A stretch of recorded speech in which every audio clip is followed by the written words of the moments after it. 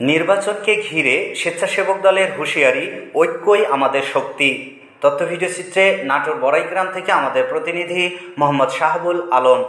নাটোরের বড়াইগ্রামের বনপাড়া পৌর শহরের তৃণমূল নেতাকর্মীদের সাথে প্রাণবন্ত মতবিনিময় সভা করেছে জেলা স্বেচ্ছাসেবক দল।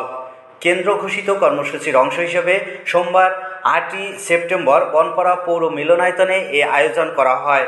সভায় সভাপতিত্ব করেন বনপাড়া পৌর স্বেচ্ছাসেবক দলের ভারপ্রাপ্ত আহ্বায়ক নূর আলম মিয়াজি এবং সঞ্চালনা করেন সদস্য সচিব মাহমুদুল হাসান মেমন।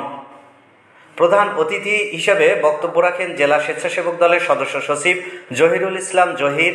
এছাড়াও বক্তব্য দেন সিনিয়র যুগ্ম আহ্বায়ক মাসুদ রানা, যুগ্ম আহ্বায়ক রেজাউল করিম, সদস্য সচিব ভূঁইয়া ও পৌর স্বেচ্ছাসেবক দলের যুগ্ম আহ্বায়ক নাদিমুল ইসলাম নয়ন প্রমুখ।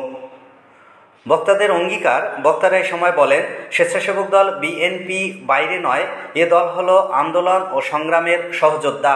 আসন্ন নির্বাচনে ঐক্যই হবে সবচেয়ে বড় শক্তি।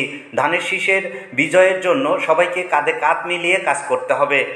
তারা আরও সতর্ক করে বলেন, সামনের নির্বাচনকে ঘিরে নানা অপপ্রচার ও ভুল ব্যাখ্যা ছড়ানো হচ্ছে।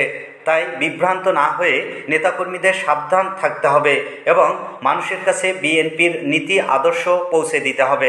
সভায় তরুণ নেতৃত্ব আলামিন হক বাবু, নজরুল ইসলাম কাজী, জাহাঙ্গীর আলম, আব্দুল বারী, সৈকত হোসেন, লালন প্রামাণিক, তারেক রহমান সহ পৌরসভার 12টি ওয়ার্ডের শতাধিক নেতাকর্মীর উপস্থিতিতে মিলনায়তন মুখরিত করে তোলেন।